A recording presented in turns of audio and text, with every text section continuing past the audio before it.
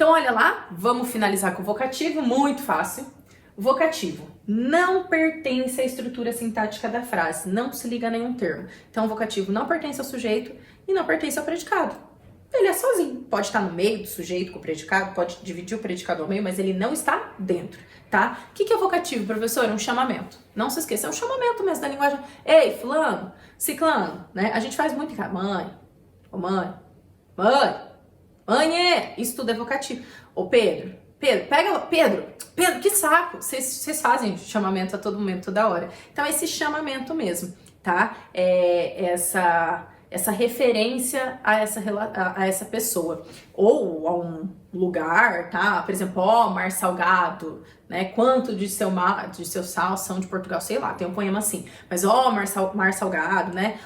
Marília bela, vírgula. E aí vem uma marcação. O vocativo, ele é um chamamento e ele tem uma pausa depois dele. Essa pausa costuma ser vírgula, mas pode ser exclamação, pode ser interrogação, pode ser reticência, isso tudo depende do texto e do gênero textual, né? Por exemplo, no gênero textual carta, que vocês estudam para os vestibulares, tem o vocativo e é sempre sucedido de uma vírgula, né? Ao senhor ministro da Justiça, vírgula, ou ao meu querido amigo, se for uma carta pessoal, vírgula, né? Uma carta de reclamação, a empresa X, vírgula. Então, o vocativo a gente usa bastante ele nas cartas e não se esqueçam, né? Vocês aprendem com os professores de redação que a gente tem que retomar o vocativo ao longo da carta, né? Portanto, senhor ministro, é preciso, não sei o quê. O vocativo aparece ali às vezes entre vírgulas, né? Portanto, vírgula, senhor ministro, vírgula, é preciso que medidas sejam tomadas. Então, você tem o vocativo ali, no caso, entre vírgulas nessa situação, tá? Depois dele sempre tem pontuação. Antes depende do que você está escrevendo e como está fazendo, certo? Então, olha lá. Não fale tão alto, Pedro, né? Então, você tem que não fale tão alto, Pedro.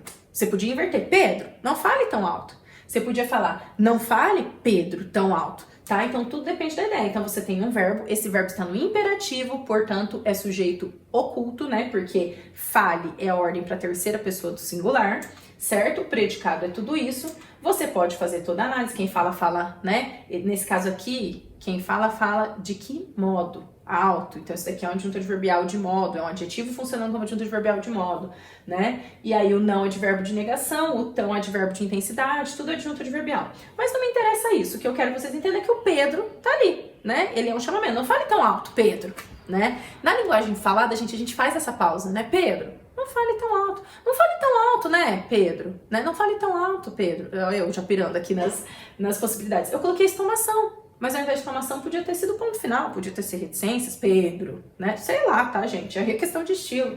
A vida, meu caro, nos reserva surpresa, aquelas frases, né, de análise. Então, você tem aqui o verbo, você vai ter, né, o seu sujeito, a vida. Se você quiser tudo que eu declaro a respeito do sujeito predicado, você reserva sempre surpresa. Você reserva o quê? Surpresas. Vai ser o seu objeto direto, sempre adjunto adverbial de afirmação, enfim, não vou analisar. O meu caro aqui é o nosso vocativo. Podia estar no início? Podia. Meu caro, vírgula, a vida nos reserva sempre surpresas. Podia estar no final? Podia. A vida nos reserva sempre surpresas, meu caro. Tá? Cuidado, essa no final teve uma questão, eu acho que foi do Cesumar, tá? Do Unicesumar, que jogou pro final e algumas pessoas acharam que era um complemento, uma relação assim, tá? Ele era um vocativo. Por que eu sei que vai ser o vocativo? Porque tem que ter uma pausa, vai ter que ter uma vírgula ali, meu caro, né? Minha querida, alguma coisa assim.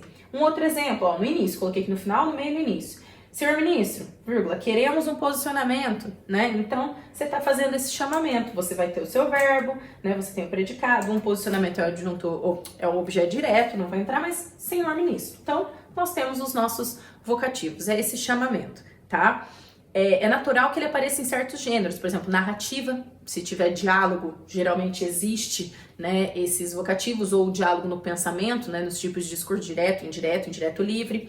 Ele pode aparecer no artigo de opinião, em alguma revolta que você fizer, né, portanto, caro leitor, observe que não sei o que, como eu disse nas narrativas, no artigo de opinião, mas isso aqui não vai aparecer no gênero resumo. Você não pode colocar vocativo no resumo, não faz sentido, tá? Não vejo como legal, por exemplo, uma resposta argumentativa, numa notícia, gênero notícia não, mas no gênero carta, como a gente já falou, tem que ter, né, no gênero carta, tirando a carta aberta, que tem uma estrutura diferente, carta de reclamação, carta pessoal, carta de solicitação, tem o vocativo, o artigo de opinião pode ter, comentário em blog pode ter, né? Se você for responder a alguém, alguma coisa assim. Enfim, são estruturas aí que você vai ter que avaliar. E aí uma observação quanto ao vocativo que eu preciso que você tome cuidado. Não confundir o vocativo com quem? Com o sujeito, né, gente? Não pode. Então, olha lá. Com o sujeito ou com outras relações. Ele tirou uma dúvida besta. Ele tirou uma dúvida besta, tá? Tem que tomar cuidado para não confundir com o sujeito, com o predicativo do objeto. Tem que tomar cuidado com a ambiguidade. Por quê? Basicamente, a análise é a mesma. Verbo, sujeito, quem tira algo é um verbo de ação, transitivo direto, né? Ó, já mudou um pouquinho, né? O predicado. Verbo de ação, transitivo direto, e aí você tem o objeto direto nos dois. O que muda é aqui. Aqui tinha vírgula, aqui não tem vírgula. Então, observe que aqui, ó, ele tirou uma dúvida besta. Quem é besta? A dúvida, certo? Então, aqui você tem uma característica do objeto, predicativo do objeto. Já aqui embaixo, tem uma vírgula, significa que é assim, ele tirou uma dúvida besta, né? Por exemplo, lá, lembra na sala de aula, lembra, né? No presencial, o colega fala assim, nossa, que retardado, olha o que ele perguntou, nada a ver. Aí você, muito educado, porque não interessa se pro outro é nada a ver, pra ele pode ser alguma dificuldade, vira assim, ué, ele tirou uma dúvida, besta, o que você tá achando, que você é o rei, né? Então, ô seu besta, quando a gente fala assim. Então, esse besta aqui é um vocativo, eu posso tirar ele, ele tirou uma dúvida. Pode ser assim, ô besta, ele tá tirando uma dúvida, deixa ele quieto, né? Então, seria essa relação, cuidado. Mesma coisa aqui, ó, João, o porteiro do prédio está doente. João, o porteiro do prédio, está doente. Olha como a entonação muda, gente, né? Então, aqui, o verbo é o mesmo, o sujeito vai mudar, né? No primeiro, quem é o sujeito? Quem que está doente? O porteiro do prédio, certo? E aí você tem o predicado ali, doente é o quê? Uma característica do sujeito que é o porteiro.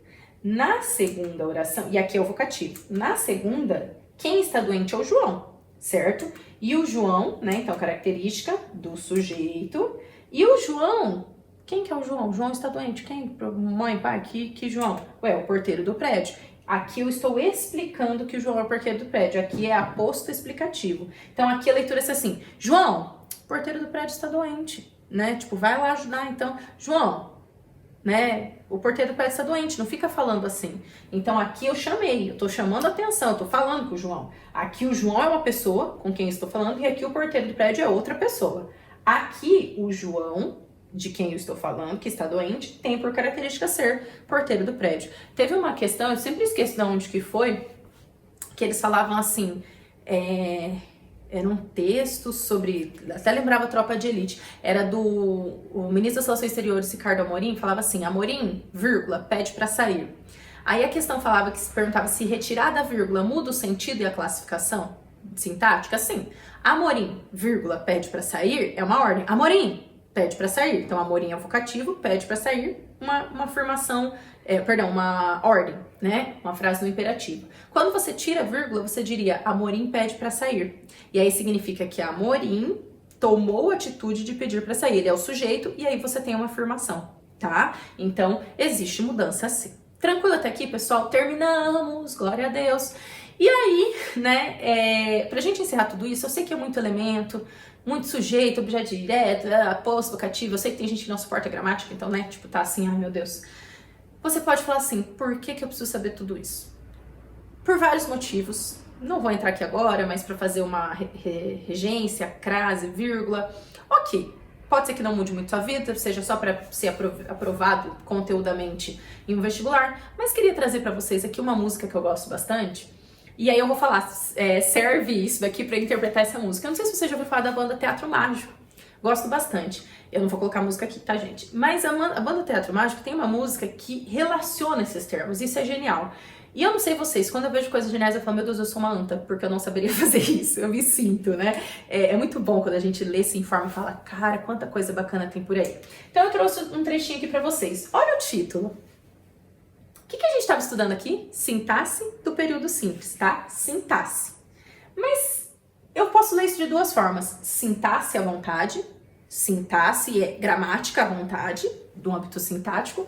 Mas se você ler rápido, sintaxe à vontade, a ideia é sinta-se à vontade. Olha que legal, gente. Gente, isso é genial. Isso é genial. Eu adoro gente inteligente. E aí, gente, olha a letra. Eles brincaram com muita coisa. Não vou analisar inteira. Senhoras e senhores. Tem uma referência aí, né? Quando você vai apresentar-se num espetáculo ou num palco, o que que se fala geralmente? Senhoras e senhores. Então, senhoras e senhores, senhoras e senhores. Como assim? Não sofre, e o senhoras aqui é sem regra, né? Ai, não precisa. Já ouviram a expressão assim, quando alguém chega na sua casa, a pessoa tá toda cheia de vergonha, ou tira o sapato e fala assim, não precisa fazer hora, não, entra logo. Né? Então, senhoras, sem regras e sem dores, sem sofrer. Respeitava o público pagão, e eu adoro isso daqui, né? Respeitava o público pagão. Aqui dá uma análise bem legal. Mas olha lá, todo sujeito é livre para conjugar o verbo que quiser. Na gramática, na prova, não, tá? Mas na vida, sim. Todo verbo é livre para ser direto e indireto, né? Isso é muito interessante, certo? Porque você acabou de estudar a regra, né? Verbo transitivo direto, verbo transitivo indireto, mas aqui ele tá falando da vida, não se apega tanto a isso, né? Nenhum predicado será prejudicado, nem tampouco a frase, nem a crase, nem a vírgula e o ponto final. Afinal, a má gramática da vida nos põe entre pausas, entre vírgulas. A gente tá vivendo esse momento, né? A gente tá numa pausa, numa distância, ai dói, né? Nós estamos entre vírgulas no momento, se é que vocês entendem. E é interessante quando ele fala a má gramática da vida. Por quê? Porque os termos que ele tá usando aqui é da gramática normativa padrão, ou seja, da boa gramática. E aí ele tá querendo dizer o quê? Não adianta você saber essa boa gramática que você decora tanto para fazer uma prova. Por quê? Porque a gramática da vida não tem nada de boa, né? Ela é má, ela faz a gente sofrer. E quem tá me assistindo não vem já, ai, professora, para. É verdade, tá? Dói. É chato, mas é verdade, tá? Então a má gramática da vida nos põe entre pausas, entre vírgulas. E estar entre vírgulas pode ser aposto. E eu aposto o oposto que vou cativar a todos vocês, né? Sendo apenas um sujeito simples. Um sujeito e sua oração, sua prece, né? Gente, esse trocadilho das palavras, tem muita figura de linguagem aqui, né? Sua pressa, sua prece, né? Lindo. Que enxerguemos o fato de termos acessórios para a nossa oração, separados ou adjuntos, nominais ou não. Ai, gente, eu já tô sofrendo. Façamos parte do contexto. Vocês estão fazendo a parte de vocês? Façamos parte do contexto nesse momento. Sejamos todas as capas de edição especial, ou seja a capa de edição especial da sua vida, porque a vida é sua, não adianta eu ser da sua e você não ser da minha, então seja da sua. Se você souber ser da sua, você vai poder ser do outro, né? Mas, porém, contudo, entretanto, todavia, não obstante, né? E ele ainda colocou todavia separado, porque é por todavia que você for, né? Sejamos também a contracapa, porque ser a capa e ser a contracapa é a beleza da contradição. Nesse momento, a gente tá tendo que cuidar da gente, individualmente, mas a gente tá tendo que cuidar de todo mundo, né? Isso é muito legal. É negar a si mesmo, e negar a si mesmo é muitas vezes encontrar-se com Deus, com o teu Deus. Senhoras e senhores, que nesse momento que cada um se encontra aqui agora, um possa se encontrar no outro, e o outro no um. Até porque tem horas que a gente se pergunta por que não se junta tudo numa coisa só. Acho que eu não preciso falar mais nada, mas eu vou falar. Esse texto é lindo. Trouxe ele porque ele brinca com o que vocês acabaram de estudar, sujeito simples, ele cita predicado, aposto, ele vai falando de adjunto adnominal, tá? Então eu trouxe por causa, linkando com o tema, mas é muito interessante, né? Porque você estuda o sujeito oculto, que é mais complicado, o sujeito indeterminado, e ele fala, vamos ser só um sujeito simples, vamos levar a nossa vida, né? Vamos tentar ser feliz, né? Essa ideia dele pensar no outro, negar-se a si mesmo, mas é negar a si mesmo é pensar no outro, isso é muito interessante. Eu acho que dava pra eu gravar meia hora de vídeo falando disso, mas eu vou parar aqui, tá bom? Fiquem aí com essa letra linda, procurem qualquer coisa na internet.